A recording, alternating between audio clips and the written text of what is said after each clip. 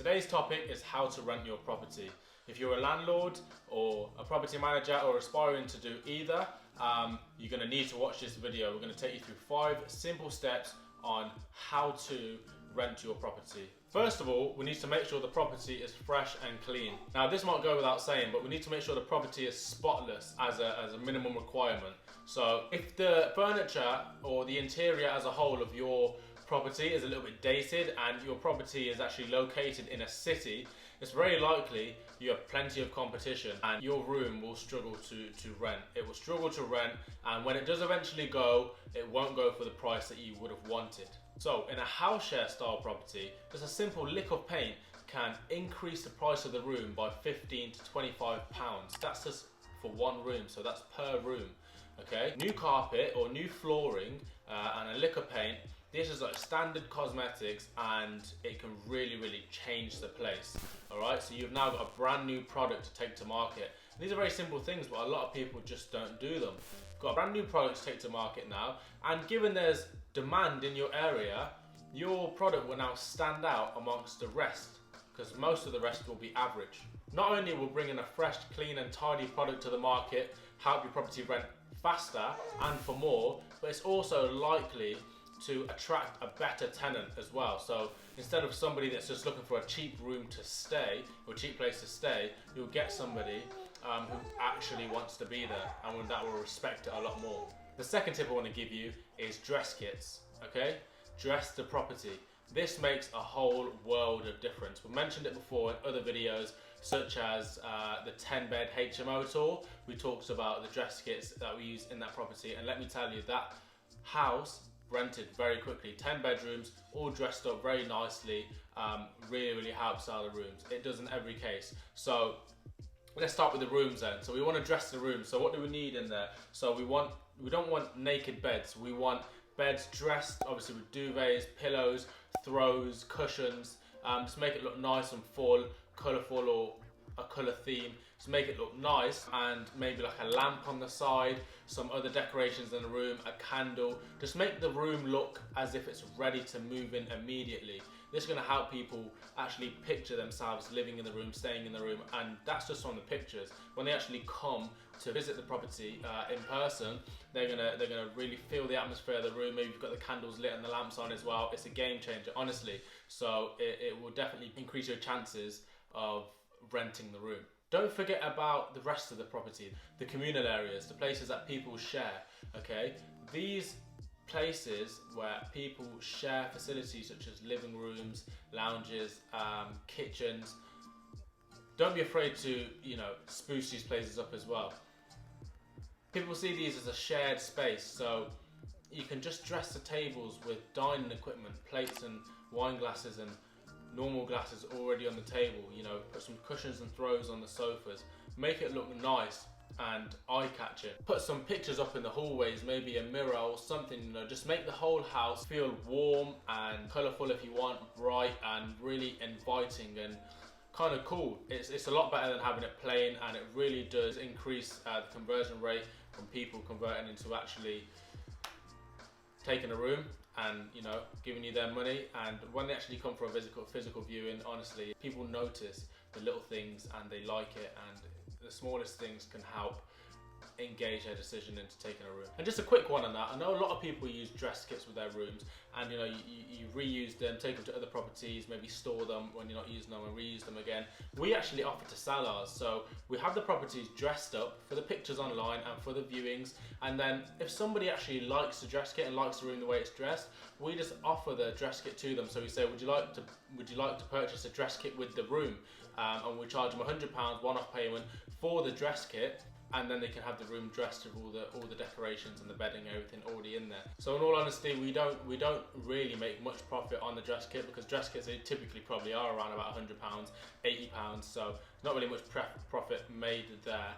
We could probably charge more for them, maybe we will, I'm not sure, but at the moment we always have just charged £100 option for the dress kit. By doing that, the tenant gets the option to have a place that's ready to go into, especially if someone's come overseas or immediate moving, they may need it. So it's very helpful for a lot of people. We do sell quite a few, and then on top of that, it gives you a chance to refresh your stock so all your pictures aren't the same, and you've constantly got new dress kits coming in. Step number 3 is photos and videos. This is also a big one. Now, I would definitely recommend professional photographers and videographers for the properties once they're set, ready to go at the beginning. However, if you have a high quality handheld camera or a high quality camera on your phone, then this will just do a great job as well. So what you want to do, now the property is clean, tidy, it's been painted, the carpets may have been changed, it's fresh, ready to go, and it's dressed, you've got your dress kits in place, it's very presentable. You want to get pictures, you want to get the right angles, you want to get obviously the dress kits in the pictures, the decorations in the photos. Try and get the best photos you can if you're doing them yourself. Obviously professionals will know. If you're doing the photos yourself, get the best shots you can, and these high quality photos of the rooms dressed are going to make a massive difference when it goes to uploading them onto the portals, compared to a lot of people might even have houses or rooms that are in better condition than yours or newer, but just because the fact they've just put a bed in there that's still got the wrapping all over it, and the wardrobe that's still got cling film or wrapping around it from when it's being transported. You know, some people do these things and it just ruins it. You might have a room that's not as high quality actually, but it's dressed, it'll be a lot more appealing to the eye. So that's photos. Now, here is the big one, videos. Upload a video with your advert as well. Videos enabled our company to be able to let a 7-bedroom house over a matter of a weekend. On Friday, we advertised the property. On Monday, the property was fully let. This is just from a video, and it turned out to be international students. They saw the video, they loved it. It was 2 separate groups, and they reserved the room straight away. Now, if we didn't have a video, they wouldn't have been able to make that informed decision just based off the pictures, because people also don't trust your pictures, as a lot of people use pictures that aren't really from the property, and so on. And what I would say for the video is try and be detailed, try and do a walk around. So if you can, have somebody film you, or whoever you want to be directing, leading the viewing, have somebody film you going around and actually walking into room 1, room 2, explaining it, pointing out the details, you know, and do it with enthusiasm as if you was actually doing a real viewing, showing someone around, highlighting the benefits. Don't forget, guys, you are trying to sell the room, so do it with enthusiasm. Just one tip on that one, leave the prices out of the video. Don't say, hi, this room is £500, this room is £400, because throughout the year it's likely you will increase and decrease the prices when the rooms become available again, and the video won't match the prices you've got on the advert. So if you want this video to last the lifetime of the property, then don't mention the prices. Okay, so point number 4 would be where to advertise your rooms. I'd say the market leader at the moment would be Spare Room. You also have Rightmove and Zoopla. They are more for families and students of whole houses, but we have put properties on there before. You have Open Rent as well. Open Rent is a really good one. We've recently let quite a few rooms through Open Rent, so I would definitely recommend that. I also think through Open Rent as well, you can also put your properties on Rightmove and Zoopla, I believe. So I would also recommend Facebook Marketplace and Gumtree as another good place as well if you want more eyes to see it. So I would definitely recommend putting the property on all platforms as you can.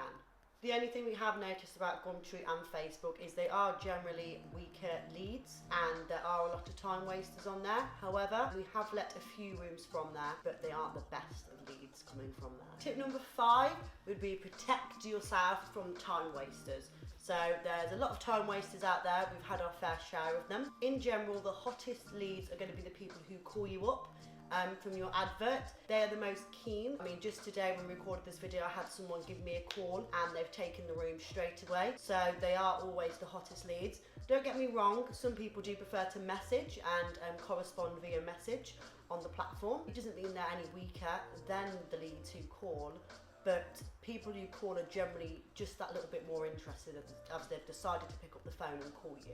So the next step would be to pre-qualify them on the messaging or the call, so you don't get your time wasted.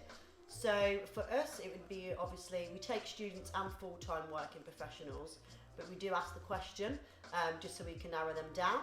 We then ask, when are they hoping to move in?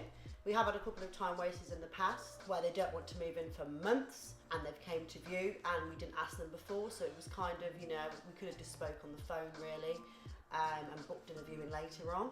We then finally ask how long they wish to stay for. We do always put our minimum tenancy agreement on the description so people can see that. Some people prefer 3 months, 6 months, some people prefer 12, some people only want a month. So it's always important to pre-qualify them so you don't get to the viewing and you find out actually they only want it for very, very short term for a month, or you know, they want to kind of be on a rolling contract. There's nothing wrong with being on a rolling contract, but it's always good to get commitment from people. What we usually like to do is we will move people in on 3 or 6 month contracts, and then after that we're happy for them to go onto a periodic rolling tenancy if they wish, as they still do need to give 1 month's notice. So the next important thing to do would be book in your viewings efficiently in your diary. What we try to do is advertise the property early, and then we get the leads in and we book them in, call them up and generate slots, 15-minute intervals. It looks good if you have people leaving and people coming in at the same time. It makes the property look quite popular, and it makes people more eager to take the property if they do see that, and we found that that does work. We did it on one of our properties and we let it on the same day. I think we had around 8 viewings that day, 5 rooms, so it is effective, it does work. Obviously if you haven't got that many leads and you've just got a couple of people booking in, still book them in. Try and get them as close as possible as you can, so you're not wasting your own time and you're going back and forth to the property all day, every day. Lastly, the thing we do is always make sure you send a confirmation text 1 hour before the viewing to avoid any time wasters. You can still send the text message and get confirmation and still have time wasters of people who just don't show up even though they've confirmed half an hour before. It does happen. The reason why is unknown. I'm not sure why people do that, but anyway, there's people out there who will waste your time, so you've just got to be wary of that. If they don't respond to the text message, always give a call as well, is what I usually do, as some people don't see their messages, may not have their notifications on, or just may not have signal to text back. You never know. Okay, so that's all from us today, guys. There you have it. Please do, if you found the video anywhat valuable at all, or if you think it'll be of value to someone else, please do hit the thumbs up, give us a like, say something in the comments, maybe what you liked about the video, any questions or any new video ideas. The engagement really will help with our channel as we want to really grow it, so we'd really appreciate your support on that. Subscribe and we'll see you next time.